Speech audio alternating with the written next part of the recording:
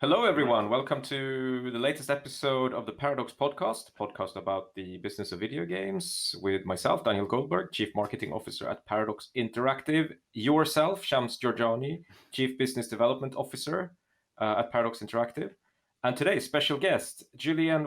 How do you pronounce your last name, Julien? I realize I don't actually know. How How, long have you been colleagues? I'm just checking. however you want. For too long for me to ask that question.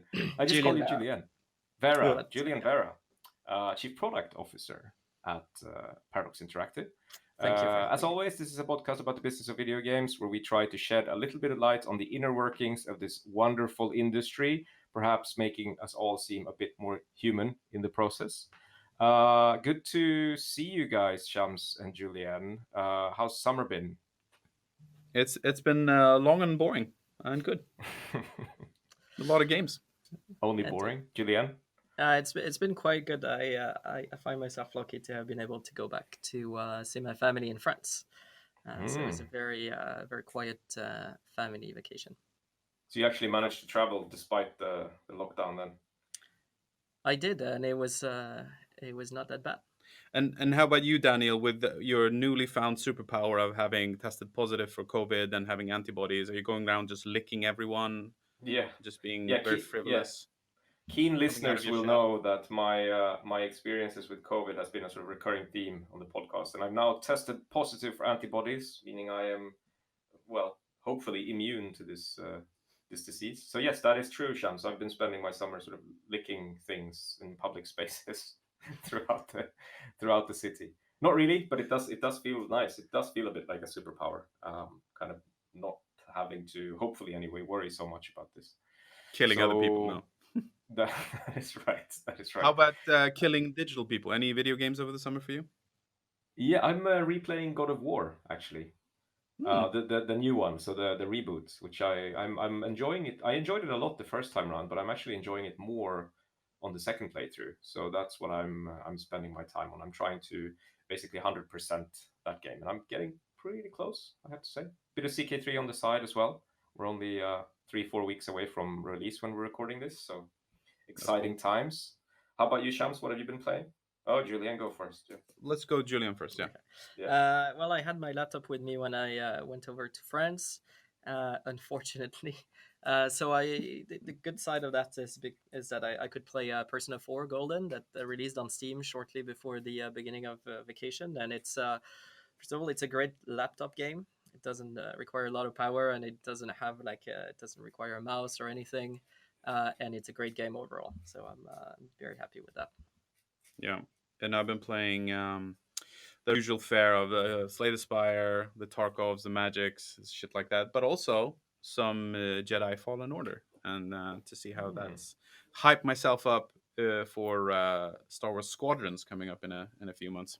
Pretty hyped about What that. do you think of Jedi Fallen Order so far? I don't like the Souls likes, and I don't like this either.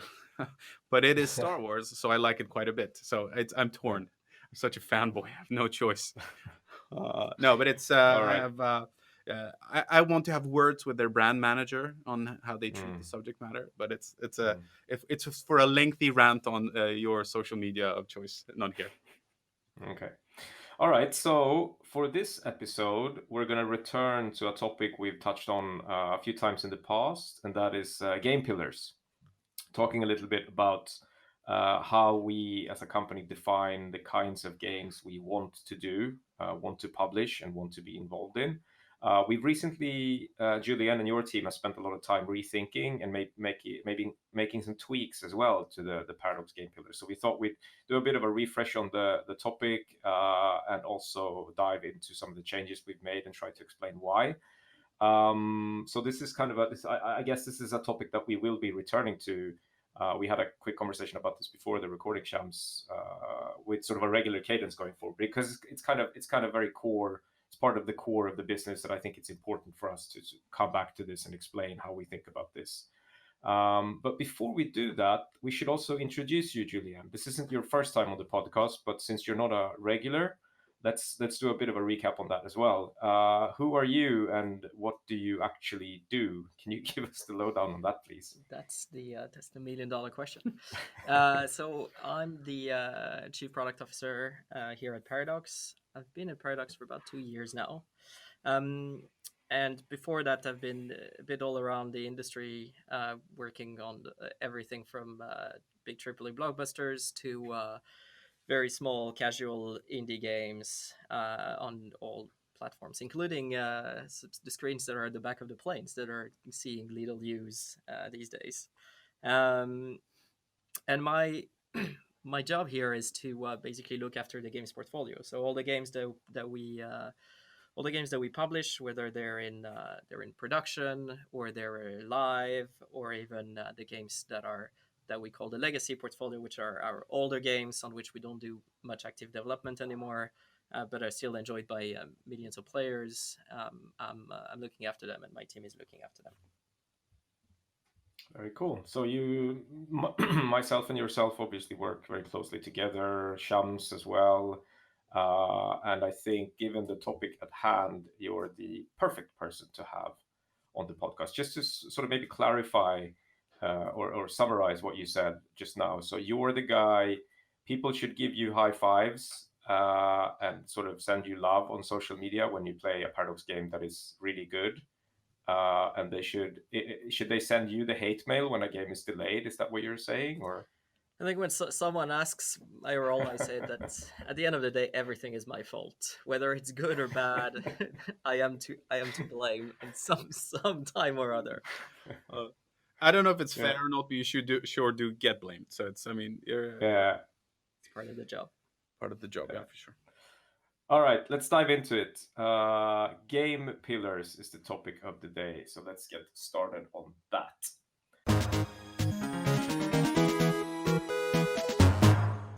So, game pillars. First up, I thought let's just do this from the very bottom or top or whatever you want to call it. What game pillars? What are they? What are game pillars, and why do we need them? Julien, do you want to try to answer that question? Yeah, for me, game pillars are important because they're defining what is a Paradox game.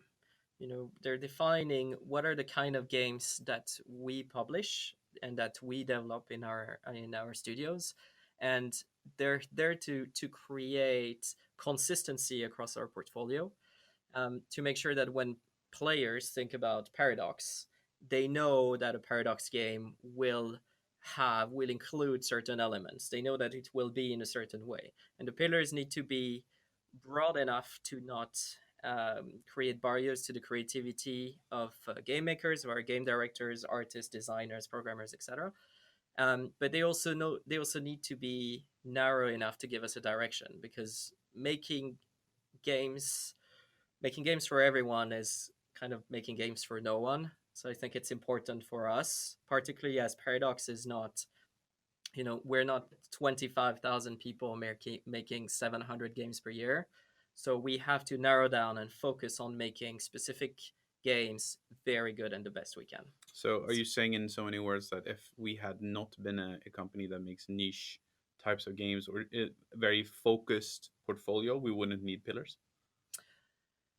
No, I think they're more important for us, but some companies can have the strategy to make games for everyone and have very, very broad portfolio. And then what happens to a certain degree in these very, very large companies, and they might have different sets of game pillars for different parts of their company. I'm thinking Ubisoft might have different pillars for their mobile casual games as they have for their core Assassin's Creed, Splinter Cell, Tom Clancy portfolio, right? So then they divide that. For us, it's important to focus and make the games that we make the best they can be, and also have kind of a lens when we sign new games, when we talk to developers, when we talk to our teams internally, but also to new teams externally, have a lens by which we say, this games you're pitching to us might be a very good game, but it's not a Paradox game, so this is not going to be for us. Yeah.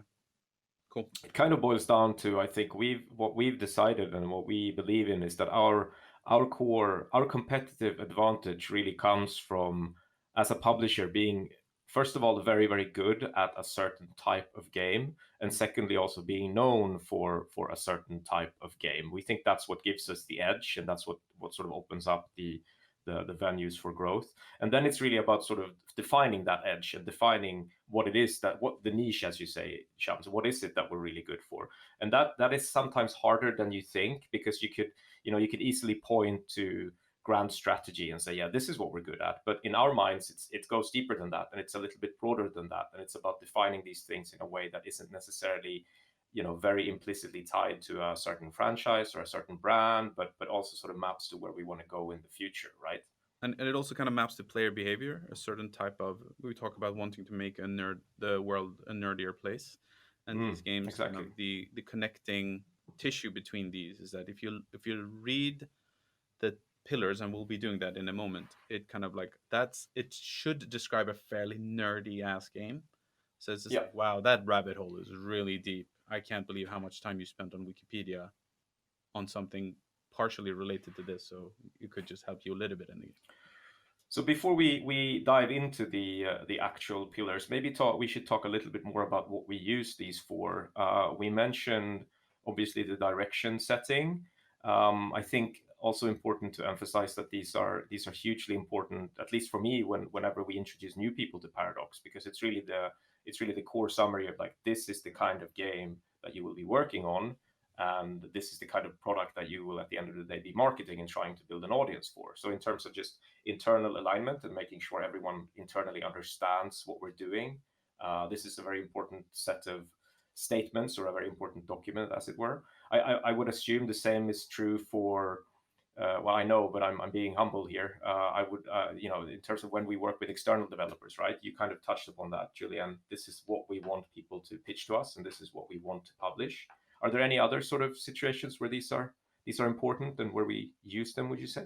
I think these are also used for certain decisions during the course of game development, where sometimes you have a choice. You can steer the gameplay in one direction or another. You can make one choice or another in terms of resource allocation, etc. And the game pillars help make it easier and clearer for the teams to know which choice to go.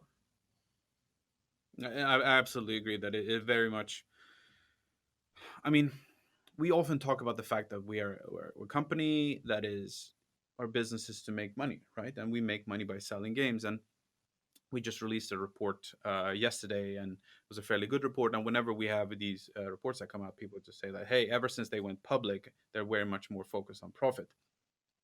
The secret is that we've always been focused on profit. We just now share the numbers more publicly and talk about it. But the trick is that the games industry is fairly big, and there's a lot of different ways to make money. But it comes back to exactly what you said, Daniel. Like, what is our edge? Why are we not making Candy Crush type games? Because they can make a shit ton of money, for sure. And it's coming back to playing into our strengths, but it's also informing and steering business.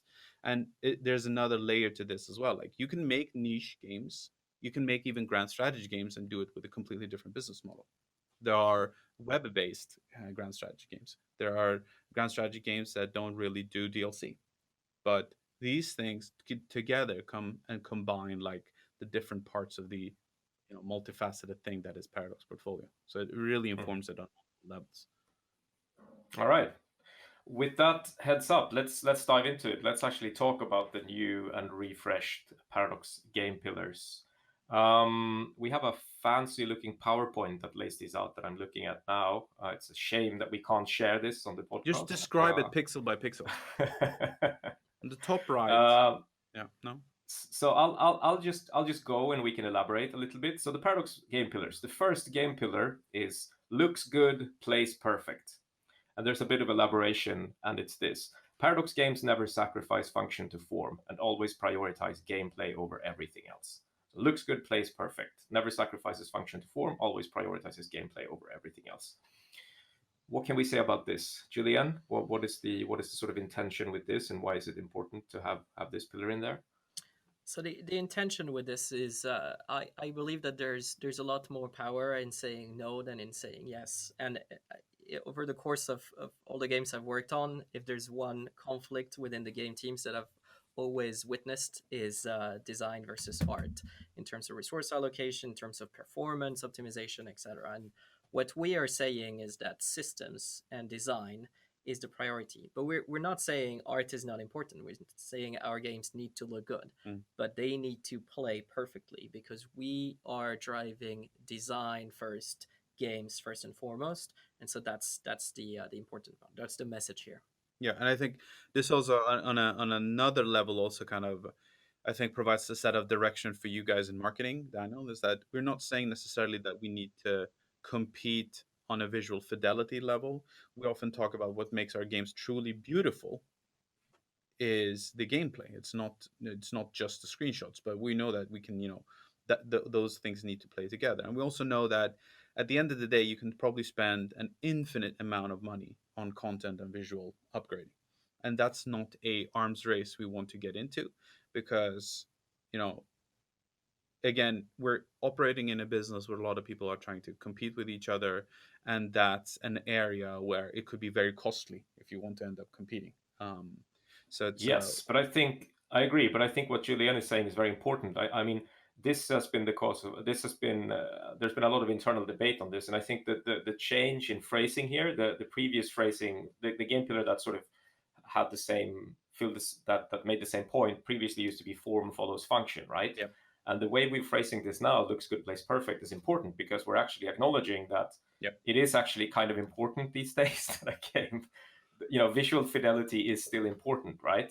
And I think for those who have followed Paradox over the past few years have seen this in our games as well. That you're right, Shams. It's not about competing at the very edge of graphics and visual fidelity and visual polish, but it's very clear that we're investing more into our games these days to make them look good, right, in the polish than we maybe have in the past.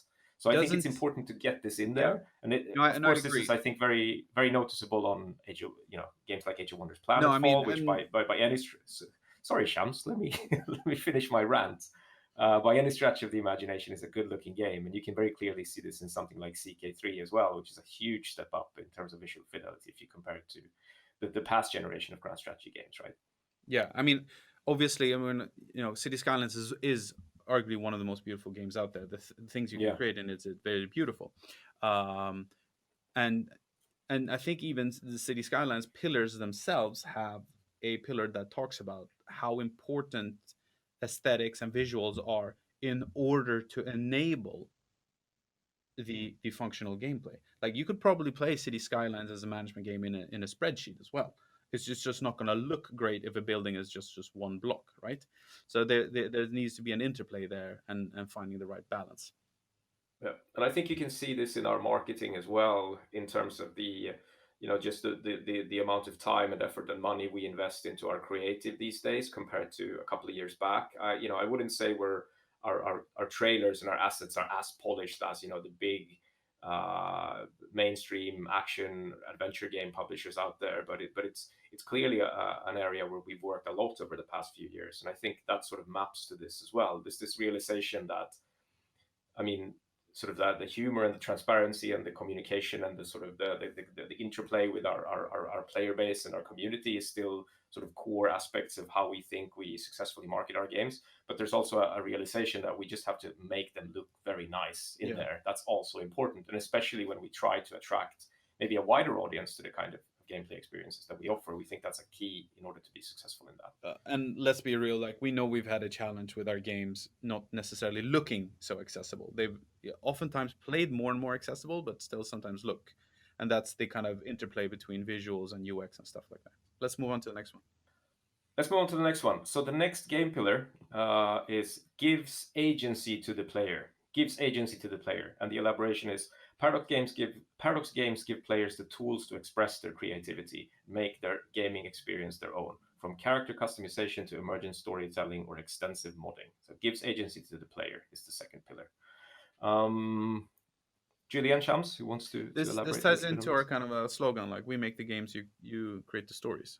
Exactly. Yeah. And this is the idea of, we talked in the previous iteration of the game pillars, we talked about creativity. I think there's this important way that we saying the games we're making give the tools to the players to create their own stories within our games. And it's important to highlight that these tools are different for different games. So we have modding across the board, but some games like Bloodlines 2 will talk about multiple choices in the story, multiple ways to play your character depending on the vampire clan that you choose to play.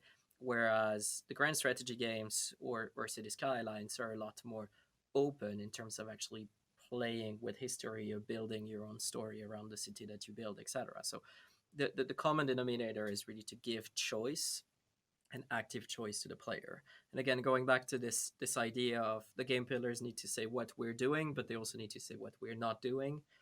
This means that some great studios come to us with single player like narrative experience that are meant to play once, and they will be great games that I will gladly play myself, but they are not Paradox games, and it's important to have that guideline.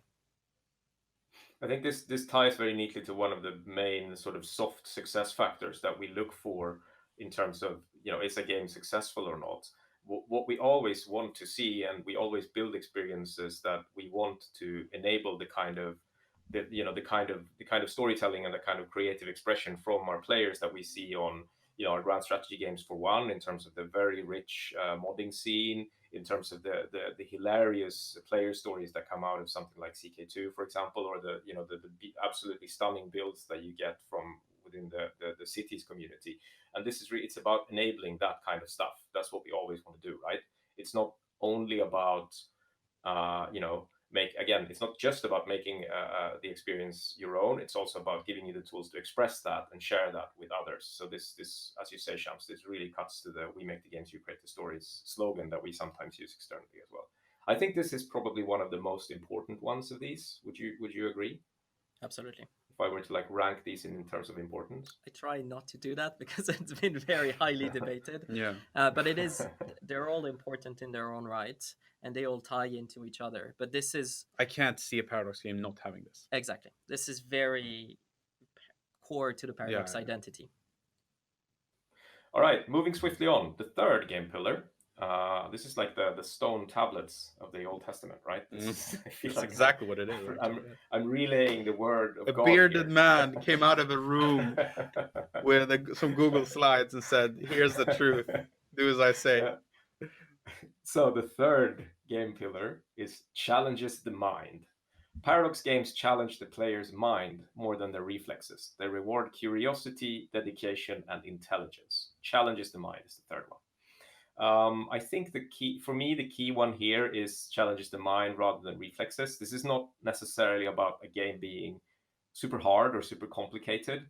It's about a game being about, it's your brain, It's not about muscle memory or button inputs. It's about thinking, and it's about a challenge, as it says, a challenge for the mind rather than the reflexes. Yeah. And I think that's important as well, because this is sometimes confused with just complexity, right? And that's not at all what this is about. It's a thinking man's game.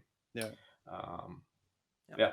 I think we often think and talk about, as we're expanding in the future and we're doing more different types of games, we often think about what would Paradox's version of Destiny look like, for example, and the way we conceptualize it is that, okay, how much does the reflexes and the aim of the player count in whether that player actually wins an encounter or not? Yep. And what we're saying by this pillar is we're saying what we want to count the most is the tactical approach, the gear that player has equipped, the way they're approaching the encounter, rather than whether they know how to aim and how to quick move. And that's kind of the way we imagine other genres that we haven't approached just yet, made in a Paradox way. I mean, you could mention, we often use shooters as an example. Like, you can take a shooter like Quake. Everyone starts as the same class, have the access to the same weapons more or less, and you run around and shoot. And then you take over to a game like Battlefield or Tarkov or Rainbow Six, where half of the game is deciding your loadout before you even get to the battle. So there's a sliding scale as it becomes more and more Paradox-like. Will we ever make a shooter, a dedicated one? Maybe. Arma's kind of close in some ways. Tarkov is closer, but we'll see. And this is, I think, an important point, because this was what I was trying to say in the beginning. This the trick here and the challenge when putting these together is not boxing us into genres, because it's very easy to fall into that, and you just define pillars that map exactly to the genres where we operate now.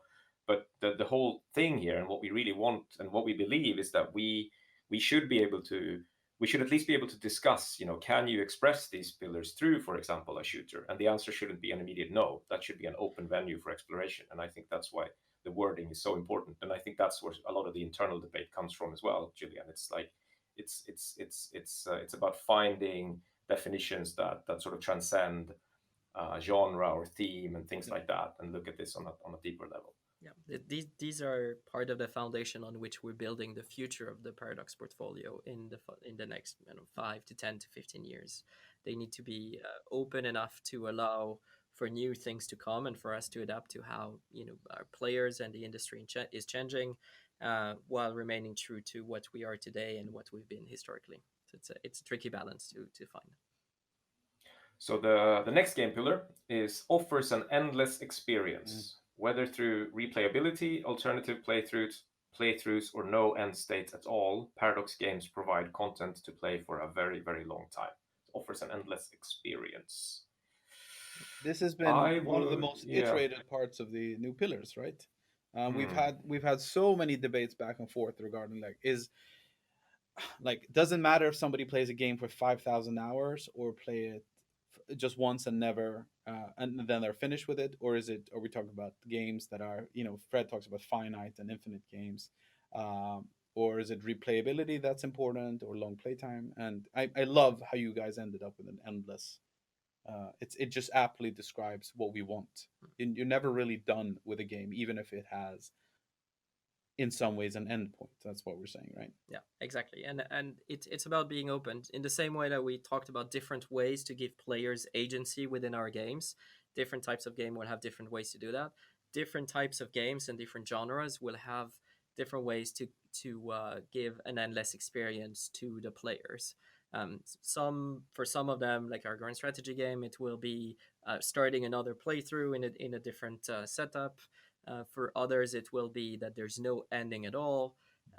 For others, it will be something that's very different, and we want to leave that door open. But they all need to join in the objective that we need to give players endless playtime and endless engagement into our games. Yeah, but we're not saying that we will achieve this by endless content. No, because that is very important. Because you can do that. Right. I mean, in some ways, like some of the Skyrims and GTAs just have endless, seemingly, have tons and tons of content. But that's a different business model. And this is like, we don't explicitly spell it out, right? We don't say, we're not going to give you endless content. We say we provide content to play for a very long time. But for me, this ties into the what we call the system soup. And the fact that that doesn't mean we're having like 700 gigabytes worth of content. That means we have games that are built to have that replayability, to have these systems that allow players to stay for a long time without necessarily us having to add content over and over and over again. But I think this is where it's interesting where the rubber meets the road in terms of how we have other requirements in our signing processes. Like you said, these are in some ways wide and interpretable in many different ways. Obviously, we have other limiting factors. We're not going to sign off on a $200 million game. Even if we could, we can't. So there are other hard limitations as well. And, it ties back to business model, who we are, what kind of IPs we have access to, and stuff like that. But it's good. Yeah, I guess the signing off on a $200 million game depends on how big we get, but I see your point. Yeah. So, last game pillar, invites a deeper dive. Paradox games provide incredible depth and endless engagement, but strive to onboard players in their worlds and gameplay systems in a smooth and forgiving way. Invites a deeper dive. I like this one a lot. We had a lot of back and forth on the, on iterating on the previous game pillar, which was accessible, which was really about making games more more accessible and less intimidating to new players. And I think we discussed that a lot because it's really easy to fall into does that mean oversimplification? And does that mean we're actually, we're encroaching on the other game pillars, which is really about endlessness and depth? And I think this is a really good way of handling that. It's about providing depth and engagement, but also making that onboarding players into that deep and engaging world in a smooth and, well, as it says, forgiving way. So I'm really happy with this, the way this ended up, actually. And I think a Any good comments from example of your this end? is in the deck we're using. We have a image from BattleTech, and it's a great example because like a lot of people just play BattleTech because it's a fun strategy game, and then you kind of look at the Wikipedia page and see how many novels and short stories and all kinds of craziness there is to go down that rabbit hole. And I same with agree. go ahead. I would maybe point to the World of Darkness as a even better example. Yeah. I think this game pillar also, I think, contextualizes the acquisition of the World of Darkness portfolio in a really nice way, and I think this really helps explain why, even though the World of Darkness is primarily associated with a kind of game that isn't necessarily where Paradox is coming from, there's a very clear connection here, and I think this really formalizes that connection. It's about that depth and that endless engagement and that, a deep world to explore, and all of this detail to really get stuck into and sort of nerd out around, right? And I Yeah. think the World of Darkness is a great example of that, and a lot of potential to explore that in various games going forward. Yeah, and it could also be about ubiquitous subjects like City Skylines. Like how many hours do people spend looking at interchanges on Google Maps and then going out and recreating those? So it definitely it goes beyond IP. It's brand, it's theme, it's science as well. Like what ties in, what goes into the underpin this to kind of explain it. I love it when people kind of have the like, I wonder if this would work because it works in the real world, and they try to kind of do that in the games, and it actually does work because the games have been modeled in a sensible way. So looking at our current portfolio, then, which games would you say are a really good fit to these pillars, and which games do you think are less of a good fit to these pillars? Because it's important to point out that not every game, especially as we move across different genres, brands need to be. They don't have this purity test of this crazy level. We're pragmatic about it, but it's also a balance. I in general, when we look at games, I'm a firm believer in a conscious choice. So when we start a project where we know that the game is not actually matching to one or several of the pillars, I think it's absolutely fine. But I want us to ask ourselves, why is it not matching, and why do we decide to make a game that is not matching to certain things? Why do we Is there a strategic reason? Is there a reason tied to an IP, tied to what we want to do, or certain types of players that we want to appeal to, etc.? So that's why not all our games are actually matching exactly. And again, this is also these pillars that we kind of updated from the previous round. They're also meant for the future, right? And of course, the cycle of game development means that from the moment we sign a game to the moment we release it, 6 years later. hopefully less than 6 years later, but at least 3. And then our games live for a long time, and they evolve and they change, and they might live for 7-10 years later, and they change over time, right? So it's sometimes difficult to have perfect matches, but there's definitely a lot. I mean, if you look at our grand strategy games in general, they will fit a lot of those pillars. I think we've talked a lot about the need for better accessibility, a better invitation to a deeper dive. The depth at which you can dive into our grand strategy titles is enormous, but the invitation is sometimes lacking. So that's part of what we're working on for the future. And if you look at I'm just looking at like challenges the mind. That also means player choices in approaching various situation, and in our RPGs as well. So there's a lot of elements on our current existing games.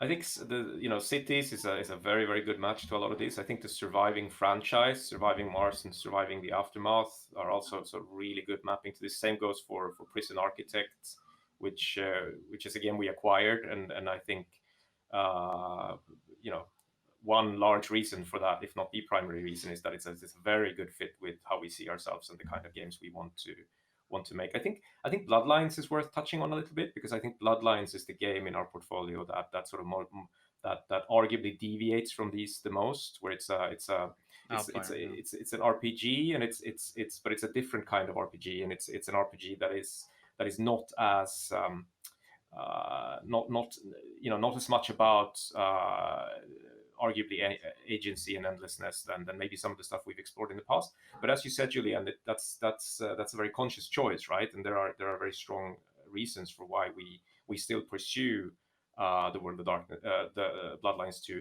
And I would say that the primary one is we believe that is, first of all, it's it's just opportunistic. It's an opportunity to create a sequel to one of the most beloved cult classics of PC gaming history, and that's a great opportunity. But secondly, we think Bloodlines 2 is really a necessary game in order to open up the World of Darkness for a larger audience, and really open up for more gameplay experiences in built on those IPs. And also the first game is hopefully a stepping stone into even more things. And how those things evolve in the future will obviously be, to at least to some extent, decided by and guided by our game pillars and the kind of experiences we want to offer in the RPG space. Do you think that's fair, Julien? Or Yeah, absolutely. I mean, the core reason why, first of all, it was kind of a no-brainer for us to do Bloodlines, and it was also the way to kick off the comeback of the World of Darkness, and it's kind of an entry point, an invitation to dive deeper into the World of Darkness and to the many experiences we're bringing around that world. So that's the core reason why it fits a lot of these pillars. It's probably not going to be an endless experience in the same way that you can spend 5,000 hours in CK. But it has other reasons to be there, and it fits perfectly into the Paradox portfolio as part of how we're bringing the World of Darkness again into the world. Cool. We're running out of time. This was a good conversation, a bit shorter than usual, but that's the way things goes. I think just to wrap up, these are actually available externally. So if you're interested in these, you can check them out on our website. So our corporate website, so paradoxinteractive.com, and you can click your way to these. And it's obviously worth looking at them if you want to pitch a game to us. And if you want to discuss them more, feel free to reach out to either of us, really. We're all, myself and Shams and Julien, we're all on Twitter. We're on the Paradox forums. There's a thread there about the Paradox podcast that we look at. So, any comments and any thoughts on this, please reach out, and we'd love a deeper conversation on it. I think we're going to wrap up. Any final words from either of you? No, I think the interesting takeaway here is that depending on what kind of company you are, depending on what kind of games you are making, pillars might be good to have or not. I think that even if you have a broad portfolio, like even your subparts of your portfolio, this is a useful tool to help guide you, and if not, it forces you to have some kind of structure around the decisions you're making. It forces everyone to say, hold up, why are we doing this again? And then you can reiterate stuff. But again, we have had a business that's been fairly stable for like 15 years. Some companies move a lot faster, and maybe then you need pillars that are more mutable in so many ways. Yeah, I think one interesting thing, one of the reasons we did this and why we put them out to the public is that we're talking to game studios and game developers practically every day about new projects, and at the end of the day, it's a pretty heartbreaking decision for us to say, wow, that concept, that pitch is very, very good, but it just doesn't fit us. And so what we wanted to put into words, some developers know Paradox quite well, so they knew what to approach us with, and some knew us less. So what we wanted to put into words and into images is kind of this is what we're looking for, and if you're passionate about making games that fit these, you should reach out to us. Yeah. Good stuff. Good. That's it. Thanks, guys. Great. As always, thanks to those of you who are tuning in. As always, you can find us on the podcast platform of your choice. Please like, subscribe, share, and do all that stuff. It makes us happy. And we will be back in a couple of weeks with another episode of the Paradox Podcast. Take care, everyone. Bye-bye.